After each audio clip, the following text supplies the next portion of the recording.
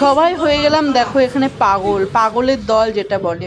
Good morning friend. তো দেখো সকালবেলা এই যে আলু সিদ্ধ আর ফ্যান ভাত খাওয়াচ্ছে আমার বর দুই মেয়েকে। আমার বড় মেয়ে নিজে হাতেই খাচ্ছে থালাতে করে, আর এখানে দেখো ছোট মেয়েকেও খাওয়াচ্ছে।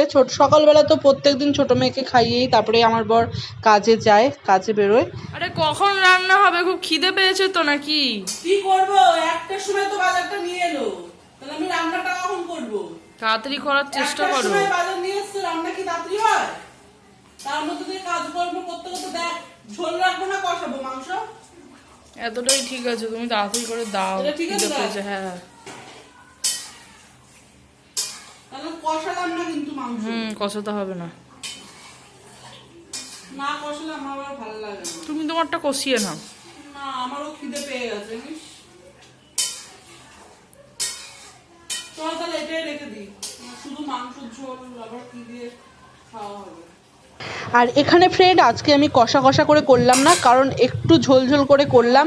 তার কারণ হচ্ছে আজকে মাংসটা রান্না করতে না অনেকটাই দেরি হয়ে গেছে, বাজারই করে এনেছে 12টার সময়। তো আমি আগের থেকে রেডি করে রেখে দিয়েছিলাম বলে তাই 2:15 হয়ে গেছে, আর সবার খিদে পেয়ে গেছে। তো আমার বড় মেয়ের তো মানে বেশি করে তাড়াতাড়ি খিদে পেয়ে যায়, ছোটো মেয়েরও পেয়ে গেছে, ও বিস্কুট খেয়ে নিয়েছে জল দিয়ে, তাও বলছে আমার খিদে পেয়েছে। তো কী করবো বলো, যদি রান্নাটাই যদি না হয়। আর আমি দেখো স্নান করেই এসে আসতে দিয়ে গেছিলাম, বড় মেয়েকে বলেছিলাম যে একটু দেখবি, আর আমি স্নান করে এসেই দেখো আবার রান্নাঘরে ঢুকে গেছি রান্না করতে।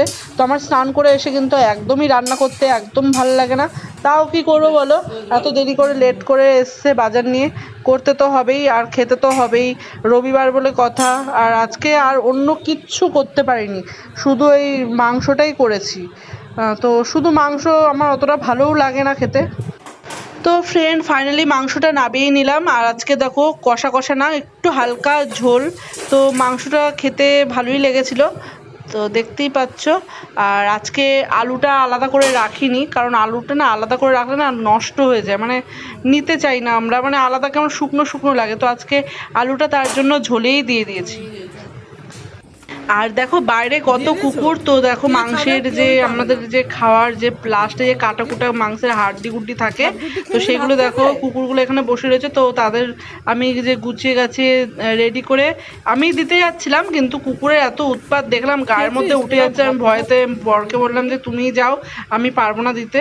তো এই দেখো অনেক কুকুর আছে, তো আমাদের বাড়ির সামনেই বসেছিল সব। তো আমার কেমন যেন একটু লাগলো, তো দিয়ে এলাম, একটু ভাত দিয়ে মাখিয়ে ঝোল দিয়ে মাখিয়ে কুকুরগুলোকে দিলাম খেতে। আর আমাদের দেখো সামনেটা, বাড়ির সামনেটা তোমরা দেখো কেমন, গলিটা পুরো পাকা একদম, দেখো রাস্তাগুলো কি সুন্দর। তো আমার এখানে রাস্তাগুলো এত ভালো লাগে দেখতে, কি বলবো, খুব সুন্দর দেখো রাস্তাগুলো। আর কুকুরগুলো আমাদের তো ভালোই চেনে, আমাদের পাড়ার কুকুর। এটা বেপাড়াতেও থাকে, কিন্তু বেপাড়ার থেকে এখানে আসে আবার বেপাড়ায় চলে যায়, এই হচ্ছে ব্যাপার। আর এখানে দেখো এই যে দেখতে পাচ্ছ রাস্তাটা কি সুন্দর, দুদিকে রাস্তা, ওদিকে অলি গলি আছে। আর ওই দেখো কি সুন্দর রাস্তাটা, পুরো পরিষ্কার পরিচ্ছন্ন আমাদের এখানে রাস্তা, কোথাও নোংরা দেখতে পাবে না আমাদের রাস্তা। শুধু ওই দিকে একটা বাড়িতে একটা লোক আছে, ও শুধু নোংরা ফেলায় রাস্তার মধ্যে।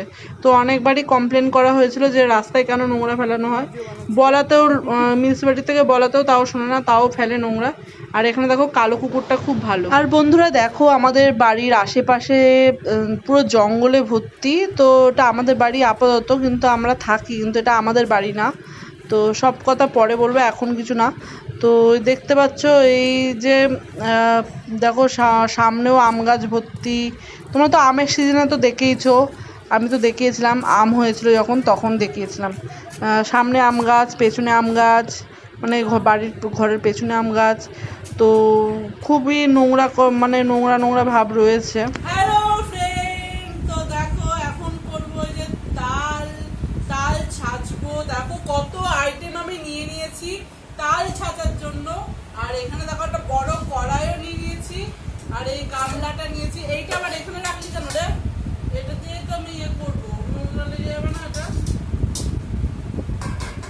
এরকম করে, আর এটাকে আবার খুলবো, দাঁত দিয়ে খোলা যাবে এটাকে? দাঁতই ভেঙে যাবে আমার।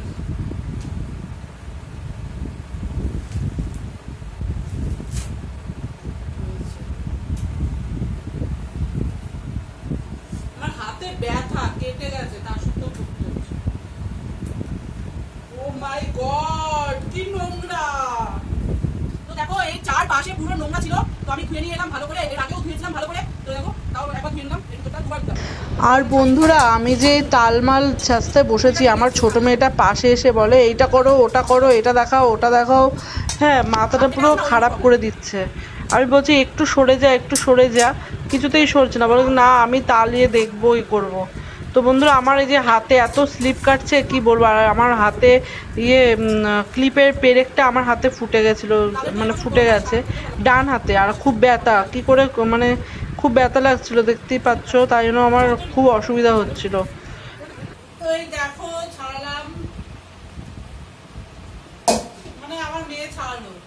এই বলছি কি যা ভাতটা ওই মগের মধ্যে আস্তে করে নিয়ে এরকম আস্তে আস্তে করে নিয়ে ফ্যানটা ইয়ে করবি, একবার এরকম উপর করে দিবি না, তাহলে তোর হাতে ফ্যান পড়ে যাওয়ার চান্স আছে আর ভাত পড়ে যাওয়ার চান্স আছে। দেখ ধরবি দু হাত দিয়ে আস্তে আস্তে করে ফ্যানটা অন করবি, বুঝলি? যা হয়ে গেছে।